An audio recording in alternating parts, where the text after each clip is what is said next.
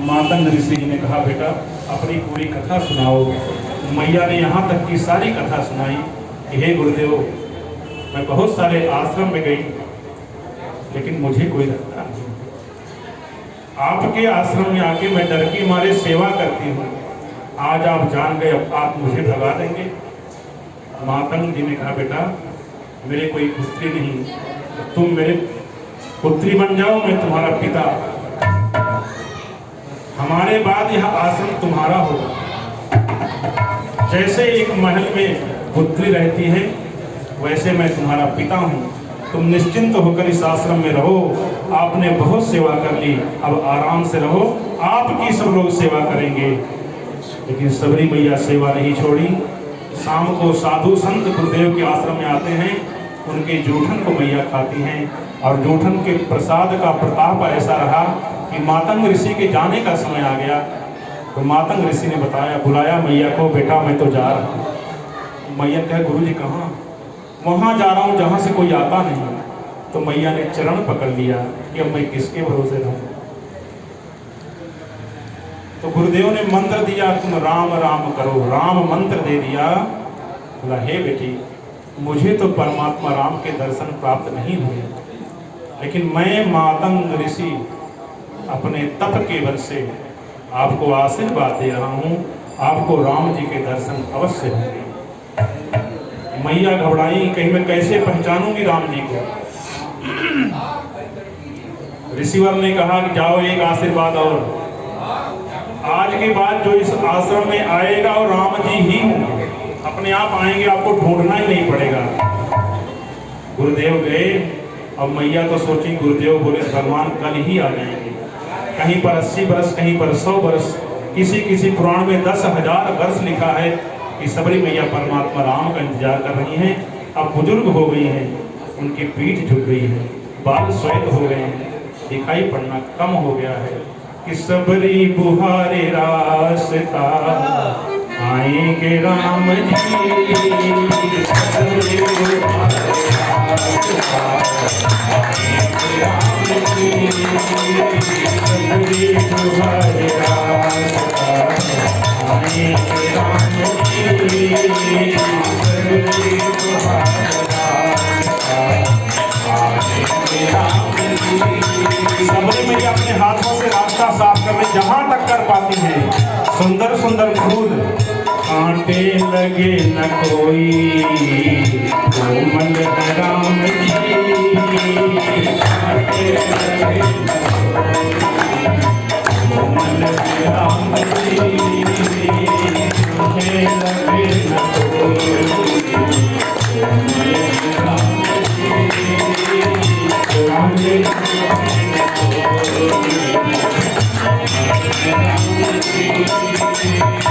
सबरी के इंतजार कर रही है, गुरु जी के वचन पर विश्वास है। एक दिन मैया का मन नहीं लग रहा है, कभी अंदर कभी बाहर, कभी बाहर कभी अंदर। क्या बात है, आज मैं इतनी बेचैन क्यों? इतने में देखी वही सांवरे गोरे परमात्मा राम लक्ष्मण जी लोगों से पूछ रहे हैं, सबरी मैया कहाँ रहती है? तो लोग कहते हो पगली। अरे भाई देखो, पगली की माँ है। हाँ भैया मेरी माँ है।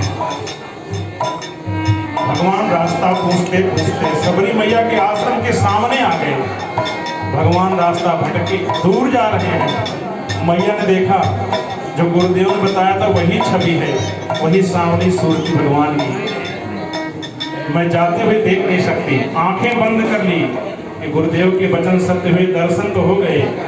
जैसे मैया ने आंखें बंद किया, परमात्मा राम सामने आकर खड़े हो गए और माँ के चरण पकड़कर भगवान राम आज सबरी मैया से प्रणाम कर रहे हैं।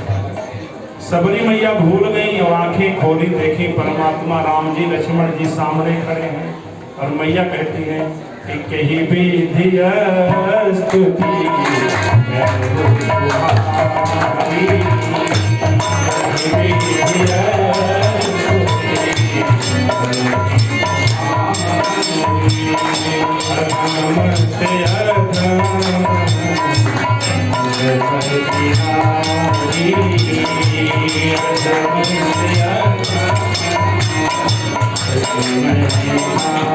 बोली, हे प्रभु मैं तो कोई पूजा पाठ जानती नहीं हूँ, मैं अधम हूँ, नारी हूँ, कैसे आपकी सेवा करूँ।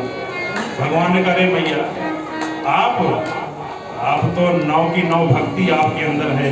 परमात्मा राम ने नवधा भक्ति बता दिया मैया को कि मैं किस प्रकार प्रसन्न होता। नौ माने नौ, धा माने प्रकार, तो नवधा भक्ति भगवान ने माता सबरी को सुनाया।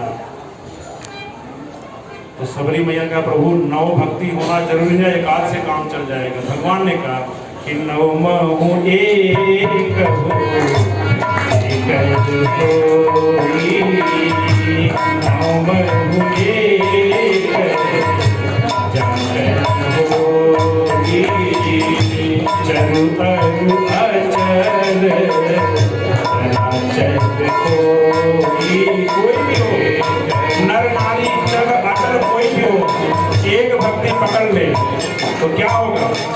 अतिशय प्रिय अमित होई, अतिशय प्रिय अमित। वह मुझे अतिशय प्रिय है। भगवान को मैया ने बेर खिलाया, भगवान प्रेम से खाए। फिर भगवान से जब भगवान दूर जा रहे हैं तो मैया ने कहा मैं जीकर क्या करूंगी। भगवान के अंदर ही सबरी मैया समा गई। माँ का तेज भगवान के अंदर ही समा गया। यह परमात्मा राम के नाम का प्रताप है। तो प्रणाम का परिणाम अवश्य आता है। तो हम लोग भी शिव जी आदेश दिए मैया पार्वती जी को कि जब तक रहे जिंदगानी